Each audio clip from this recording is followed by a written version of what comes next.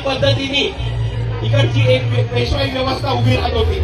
आज परत एका अर्थाने RSS आणि भाजपच्या माध्यमातून एक नवी पेशवाई आपल्या सर्वांसमोर उभी राहिलेली.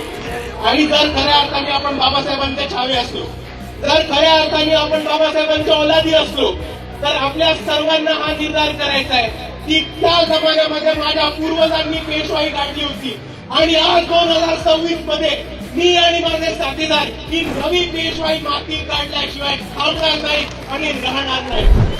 आणि म्हणून इकडच्या संविधानाच्या रक्षणाकरता सर्व माणसांना मला एकच संदेश द्यायचा आहे की जर कोणी अन्याय अत्याचार करायला उभा राहिला, जर कोणी जातीवाद करायला उभा राहिला, किंवा जर कोणी इकडच्या एसटींना ओबीसींना दाबायला उभा राहिला, तर त्यांना एक गोष्ट फक्त ठामपणाने सांगायची की आम्ही बाबासाहेबांचे छावे आहोत, आम्ही बाबासाहेबांच्या औलादी आहोत आणि आम्ही बाबासाहेबांच्या विचारावरती चालत राहू आणि संविधानाच्या मार्गाने लढत राहू.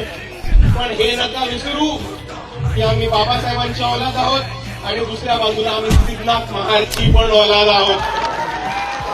आणि म्हणून जर कोणी आणे केलं तर त्याला कार्य केल्याशिवाय थांबणार नाही.